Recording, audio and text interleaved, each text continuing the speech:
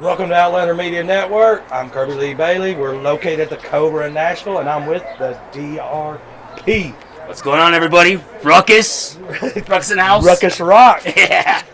Hey, and like I said, it's been a long time since I've never seen you perform live. Yeah. This is going to be my first time, and I remember the first time I ever heard you guys. Yeah. It was on The Gore for Life from Danny Diablo's album. Yeah. And you all were doing a song with Daddy X. Oh, yeah. I wasn't actually on that one, but yes, I worked with Suburban Noize and Cottonmouth Kings and Danny. I've been working with them for a while, but I actually wasn't on that one. I was on his Blood of Eden album and stuff like that.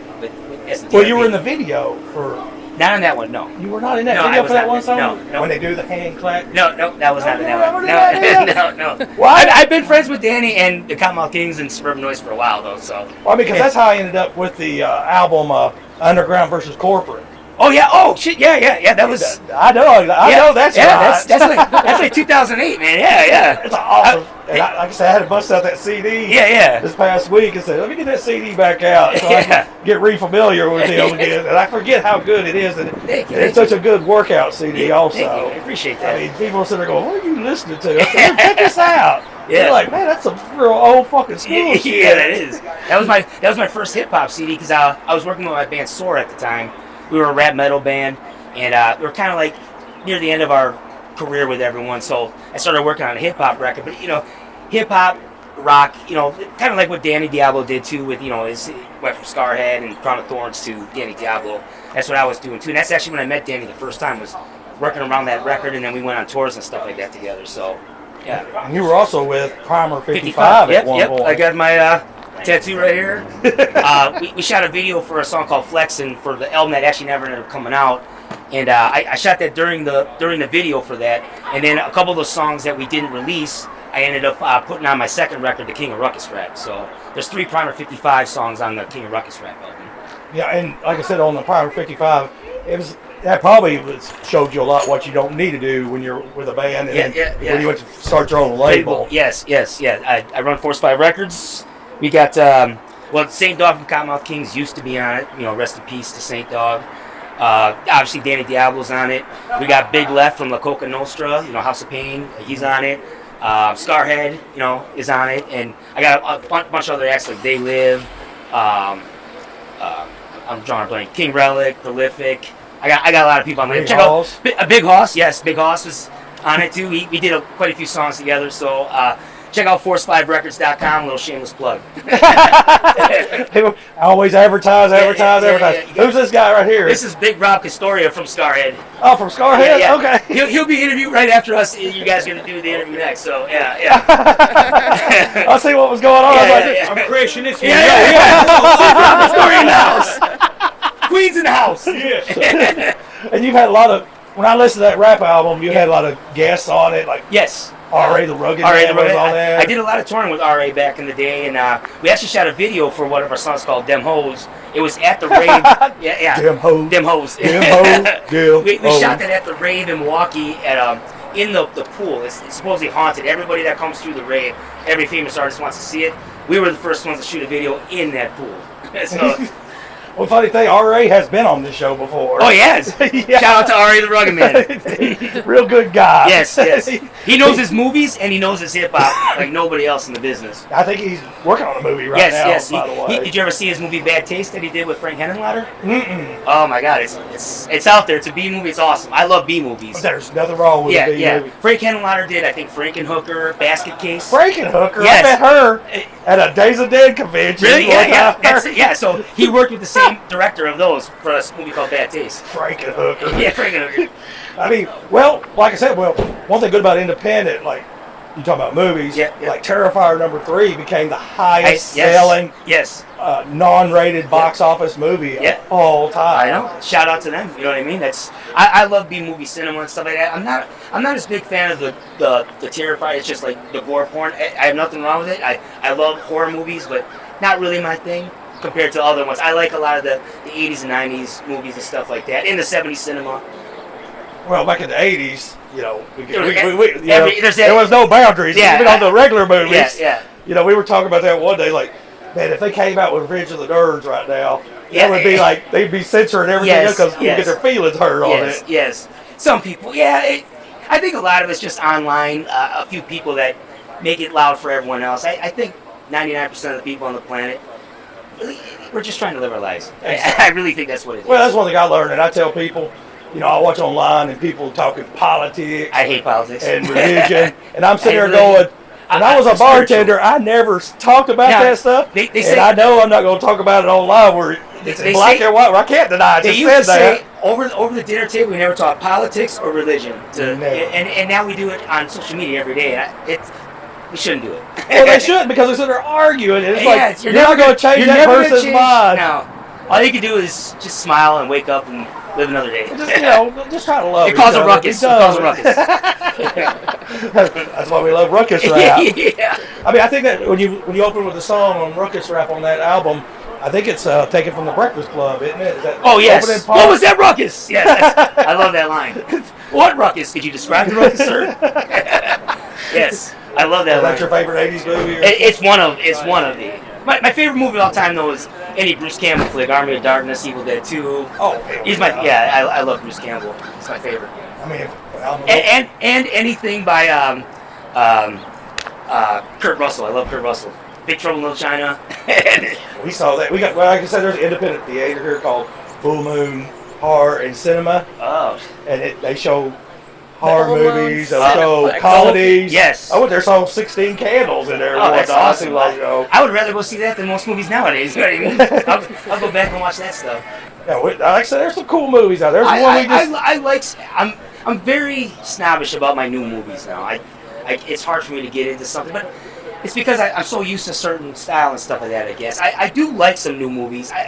And I know I'm sucking. I like all the Marvel movies too. I can't go wrong. You won't like the new Captain America? No, I haven't seen it yet. You ain't missing much. No, I still got to see it. I got to see it. Yeah, I got to see it. I was really.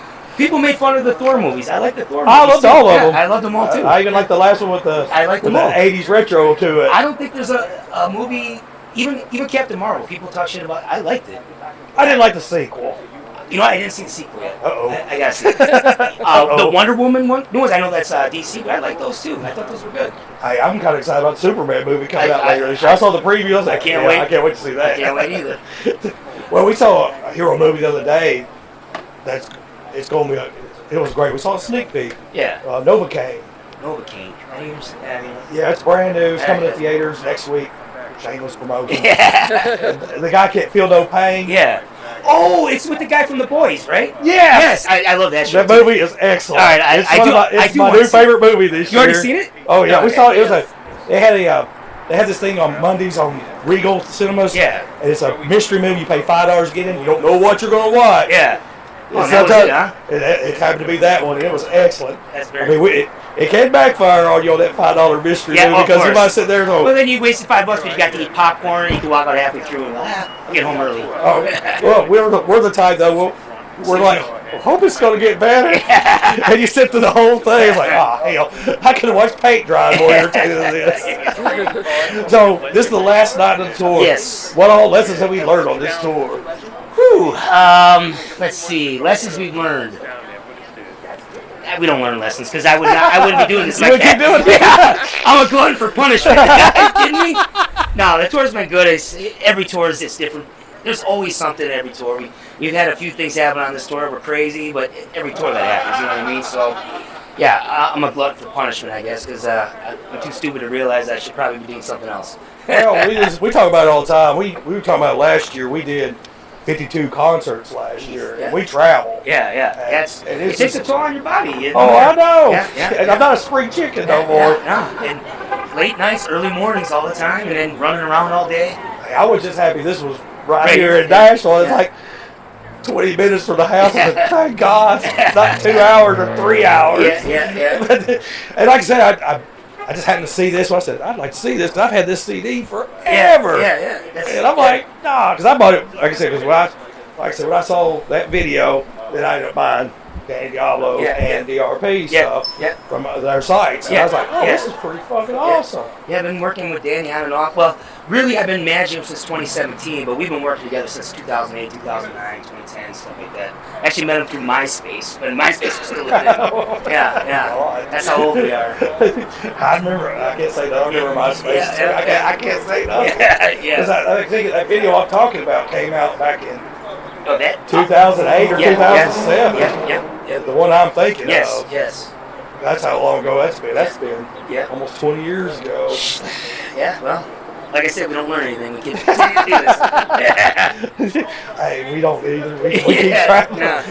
I've been traveling concerts. Yeah. I make fun, but I love music. I love doing this. I love meeting all the different people in every city. I almost think it's a spiritual thing to like learn from each other. You know, like every different region is different people. We all have the same common interests if you really like talk to people. You know what I mean? Like everyone wants to shut everyone down, like with an opinion this and this. If you really just listen and not be judgmental, I think it's a beautiful thing. So I try never to judge everybody, even though if you want to judge me, I mean, it doesn't bother me. You know what I mean? Like I try to get along with everyone and smile and cause a ruckus. I like the energy. I love the energy of being on the road. It's like I said, we wouldn't do it if we didn't love it. Like I said, we were talking about Friday we were in Lexington, Saturday we were in Chattanooga. Because you have a love and passion for it. And some people don't understand love and passion, and I think I feel bad for people like that don't really truly understand what a passion is. If everyone had passion on this planet, we wouldn't be fighting about bullshit. I'm serious. You'd be focused on your passions instead. Creating art, creating music, whatever. Everything's an art. Someone puts together a car. It's a piece of art. It's something creating. You're not destroying something. Well, one of the cool things, like I said, when we do all these music shows, you know, people don't get out like they used to either. I know, and we're not getting into politics, but that's why we're always arguing with each other, because we're not getting out and talking to each other. You know what I mean? I've met some interesting characters on the road, and I have a blast with them. I don't really give a fuck. I love it. I mean, just doing this, you know what I mean? It's fun, just to chat it up and... You know, not the same old interview every time that we all have to listen to, like... Buy this, go get this, on the road here. We do have some shameful promotions. Don't forget that. We are going to give a few here. ForceFiveRecords.com. We are going to give a few here because Force 5 Records is always a big deal. And Cat Count Outlander, too. Better check this out on Outlander. One guy sitting there asked me, they said, where you set your table up? I ain't got no table. I said, I'm just here for the show, too. And like I said, we wouldn't be here at the show if we weren't fans also. Yeah. I mean, like I said, we're kind of wide open. Like, we were talking about it, like we're going to be at this show, but then down the road, we're going to be at a Kylie Minogue show. Because I can listen. I love everything. I do, too. I really do. You know, it's I don't bypass any music until, you know, if I don't like it, that's fine. Do you have kids or no? Yeah. All right, so the kids help you reinvent, like, and listen to new things too. My kids are always like, check this out, Dad. Check this out, Dad. And I'm like, and I'm like, ooh, I like that one. You know what I mean? And I would never know that because if you hang around the same people all the time, you're not learning anything new. So I like to hear from everybody. Even the kids. The kids teach me new shit that To be honest, my youngest kid, she liked going to concerts. My oldest kid, she thinks Buffalo Wild Wings is too loud, and I'm like, My two daughters are the same way. My oldest is a little more introverted. My youngest, punk rocker. You know what I mean? She's running around everywhere. So, but I learned from both because they both have different tastes. You know, different tastes in things. How old are your kids? I have a 22-year-old and a 19-year-old. Oh, you're like I say, mine's 33 and 30. I got started real early.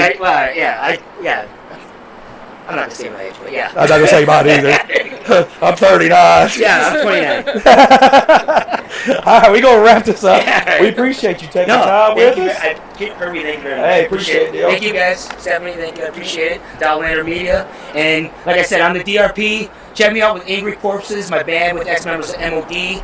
Check out Swap Murders, my metal band. Go to Force5Records.com. I'm always doing something. The Scar has new record we're working on. I'm the DRP. Thank you very much for you're doing this with me. I appreciate it. We're out of here. Get up, come on, get up, Staying in the gutter and I feel so right.